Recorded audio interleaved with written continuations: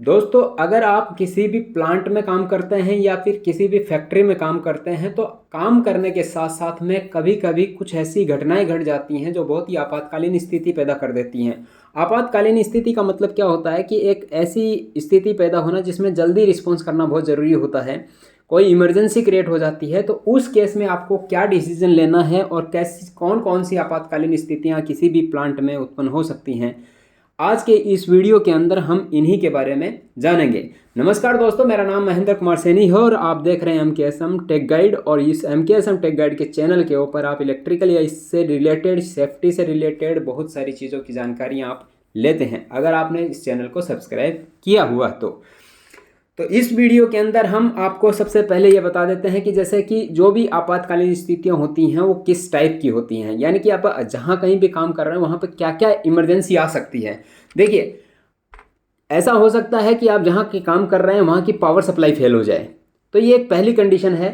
3 condition होती हैं जिसमें आपको इमरजेंसी फेस करनी पड़ सकती है, जिसमें पहली स्थिति होती है जो कि पावर फेलियर की होती है और दूसरी स्थिति होती है कहीं पे फायर हो जाता है।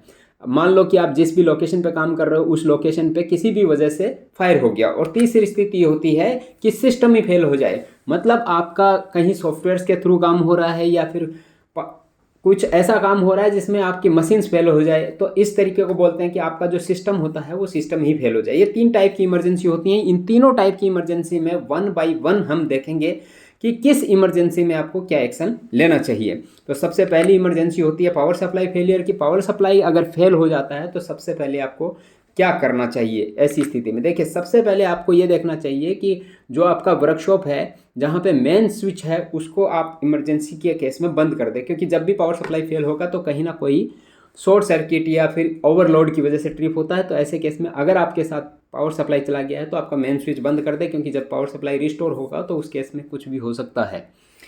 तो दूसरी है कि अगर इमरजेंसी के कारण को जाने, यानी कि किस वजह से ये इमरजेंसी हुई है या फिर किस वजह से पावर सप्लाई फेल हुई है, इसके कारण को जानने का प्रयास करें। जो भी इमरजेंसी है उसके लिए जो भी उत्तरदायी आदमी होता है, जो रिस्पॉन्सिबल आदमी होता है, उसको आप इन्फॉर्म कर दीजिए और अपनी जो पावर सप्लाई है उसको सुचारू रूप से चलवाने के लिए उसकी सहायता कीजिए। और उसके बाद में है कि एक प्रतिकूल स्थिति बनाए रखिए। काम देखिए, जब इमरजेंसी आती है तो उसमें धीरज रखना बहुत ज़रूरी होता है, क्योंकि जिसको भी ये काम करना होता है वो भी प्रेशर में होता है। तो आप उतावलेपन में अगर काम करवाएंगे तो कुछ ना कुछ गलती होने की संभावना रहती है। इसलिए इस स्थिति में आपको हमेशा पेशेंस बना के रखना चाहिए। अभी हम बढ़ते हैं दूसरी जो हमारी इमरजेंसी होती है। जैसे इन केस मान लो कोई फायर हो जाता है तो फायर के केस में आपको क्या करना चाहिए। कहीं पे भी फायर हो सकता है, किसी भी वजह से फायर हो सकता है। तो अगर कहीं पे आपको लगता है कि यहाँ पे फायर हुआ है तो इसमें क्या करना चाहिए। सबसे पहले ठंडे दिमाग से कुछ टाइम के लिए सोचें और आग के कारण को जानने में अपनी कोशिश करें, जिससे कि उपयुक्त तरीका और जिसको भी आप इन्फॉर्म करेंगे उसको थोड़ा सा आइडिया हो जाए कि ये जो फायर हुई है वो किस जगह पे हुई है, किस वजह से हुई है, ताकि उसी के हिसाब से आग को बुझाने का प्रयास किया जाता है। क्योंकि अलग अलग टाइप की फायर होती हैं, उनको बुझाने के तरीके भी अलग अलग होते हैं।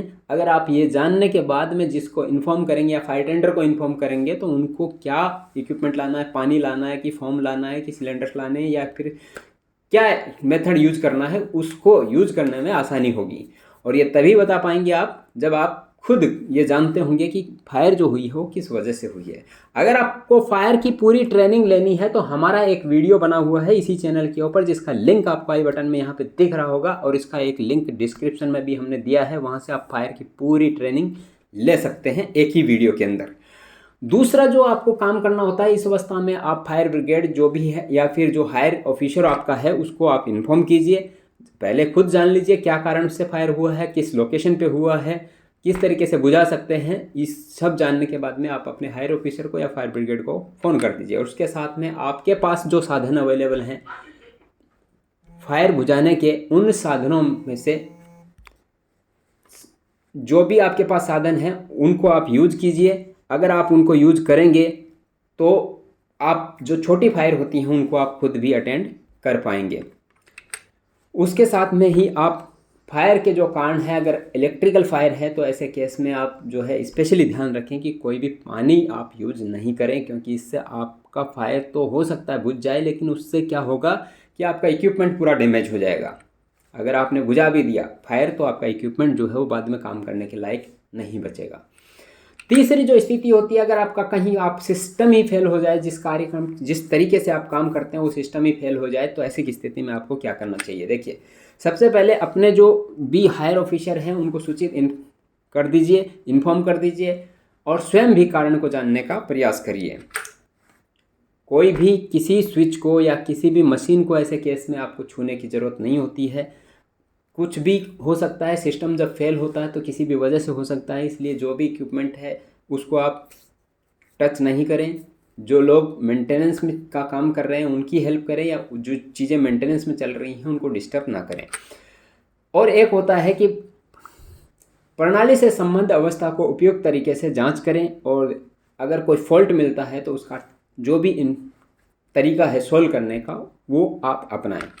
उसके साथ ही अपने जो हायर ऑफिसर हैं उनके साथ आप बात करते रहिए और अपना पेशेंस बना के रखिए, और अपने सबऑर्डिनेट्स को भी काम में हेल्प करिए ताकि आपका जो सिस्टम है वो दोबारा से सुचारू रूप से चालू हो सके।